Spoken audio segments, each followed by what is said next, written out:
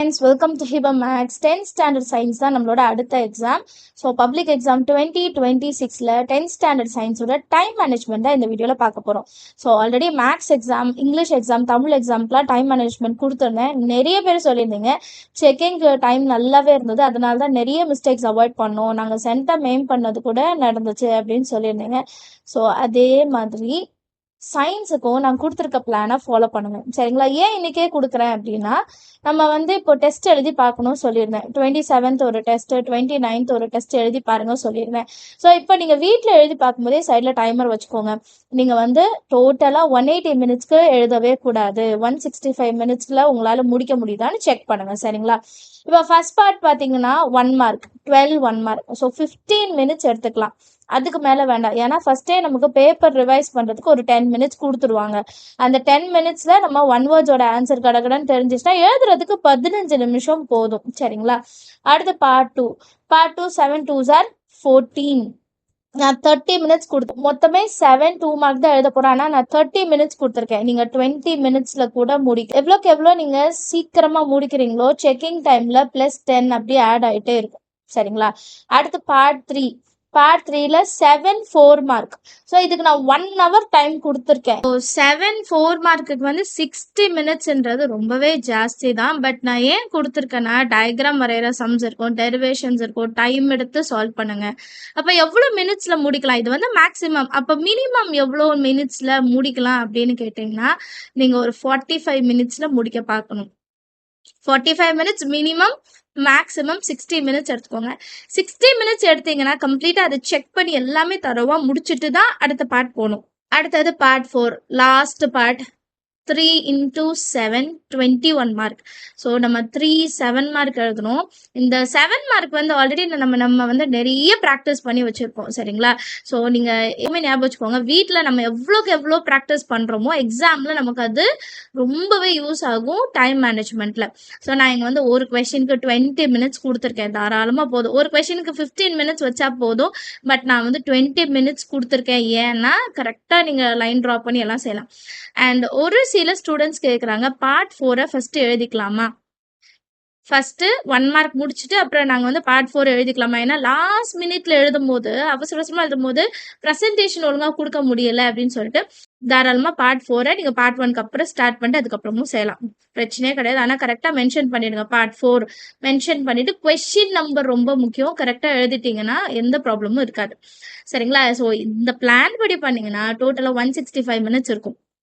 ஒருவேளை நான் சொன்ன மினிமம் டைமிங்குள்ள முடிச்சிங்கன்னா இதில் ஒரு 10 மினிட்ஸ், இதில் ஒரு 15 மினிட்ஸ், அண்ட் இதுலேயும் ஒரு 15 மினிட்ஸ் நமக்கு கிடைக்கும். ஸோ ரொம்ப ஜாஸ்தியாகவே நமக்கு செக்கிங் டைம் கிடைக்கும். ஸோ அதனால நீங்கள் 45 மினிட்ஸில் தான் முடிக்க வேணாம், 60 மினிட்ஸ் எடுத்துக்கோங்க. இதுக்கு மட்டும் 10 மினிட்ஸ் நீங்கள் எக்ஸ்ட்ரா எடுத்துக்கிட்டிங்கன்னா செக்கிங்க்கு நமக்கு கண்டிப்பாக 20 மினிட்ஸாவது தேவைப்படும். சரிங்களா? கரெக்டாக கொஸ்டின் நம்பர் எழுதியிருக்கோமா, டயக்ராம் கரெக்டாக எழுதிருக்கோமா, டயக்ராம் பார்ட்ஸ் கரெக்டாக எழுதிருக்கோமா, ஒன் வேர்ட்ஸ் மறுபடியும் செக் பண்ணுறது. அண்ட் கம்பல்சரி 2 மார்க் இந்த வாட்டி சென்டம் நான் மிஸ் பண்ணவே கூடாது அப்படின்னு நினைக்கிறீங்கன்னா கம்பல்சரி 2 மார்க்குக்கு ரொம்ப முக்கியம் கொடுங்க. சரிங்களா? Very best. சூப்பராக எக்ஸாம் அட்டென்ட் பண்ணுங்க, நல்ல மார்க் எடுக்கணும். சரிங்களா? மேக்ஸ் எக்ஸாம் முடிச்சுட்டு நம்ம யோசிச்ச மாதிரி சயின்ஸ் எக்ஸாமுக்கு யோசிக்கவே கூடாது. சூப்பராக நான் பண்ணியிருக்கேன் அப்படின்ட்டு நம்ம வெளியே வரணும். சரிங்களா? ஸோ டைம் மேனேஜ்மெண்ட் கரெக்டாக ஃபாலோ பண்ணிடுங்க. அடுத்து பேப்பர் ப்ரெசன்டேஷன் பார்த்துடலாம். பேப்பர் ப்ரெசன்டேஷன்லாம் தியரி சப்ஜெக்ட் சூப்பராக நீங்கள் எழுதுவீங்க, அதில் டவுட்டே கிடையாது.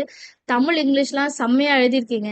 சரிங்களா? இப்போ சயின்ஸை பொறுத்த வரைக்கும் ஒரு விஷயம் நல்லா ஞாபகம் வச்சுக்கோங்க. இந்த டேர்ம்ஸ் வரும், டெஃபினிஷன்ஸ் வரும். இந்த டெஃபினிஷன்ஸ் டேர்ம்ஸ் எல்லாம் நம்ம கதை எழுத முடியாது.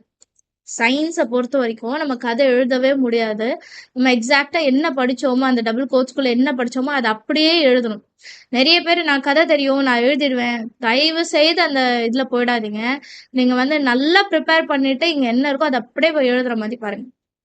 ஃபர்ஸ்ட் திங், இது ஏன் சொல்கிறேன்னா 2 மார்க்கில் உங்களுக்கு 2 மார்க் கொஷனுக்கு 2 மார்க் வரணும்னா நீங்கள் கரெக்டாக டெஃபினிஷன்ஸ்லாம் எழுத முடியும்.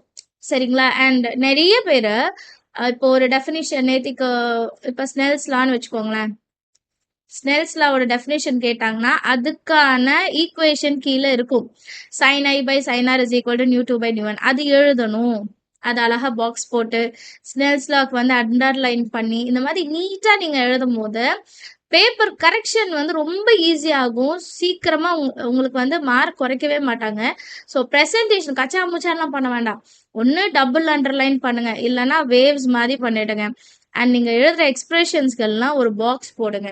சூப்பரா இருக்கும். சரிங்களா? அண்ட் ஒரு பேப்பர்ல எத்தனை 2 மார்க் எழுதலாம்னா மேக்ஸிமம் 3 2 மார்க், மினிமம் 2 2 மார்க். இது எல்லாமே 2 மார்க்கு 4 மார்க்குக்கு தனியா சொல்றேன். 3 2 மார்க் எழுதுங்க, இல்லைன்னா 2 2 மார்க். 4 2 மார்க்லாம் எழுதாதீங்க.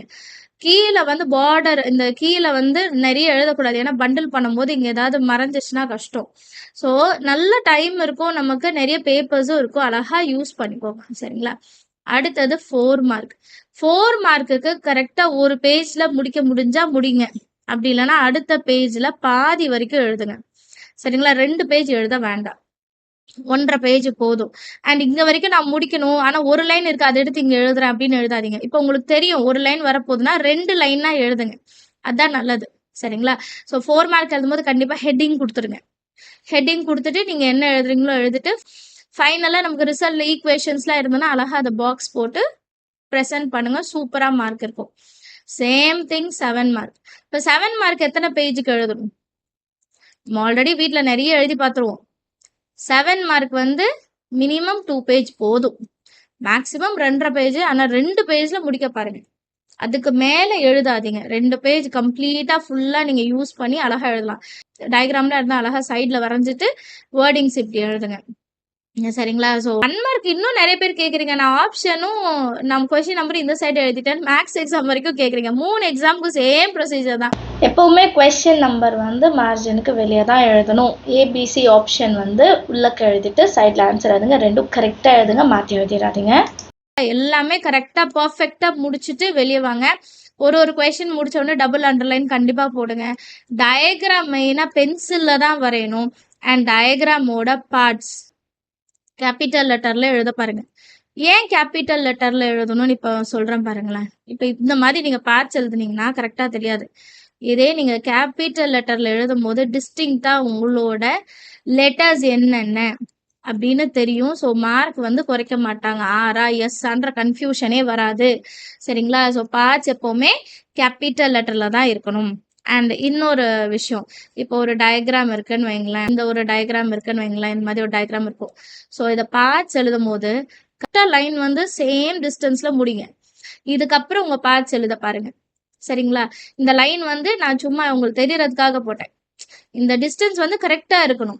ஒரு பார்ட்டிங்க ஒரு பார்ட்டிங்க ஒரு பார்ட்டிங்க ஒரு பார்ட்டிங்க இந்த மாதிரி எழுதக்கூடாது.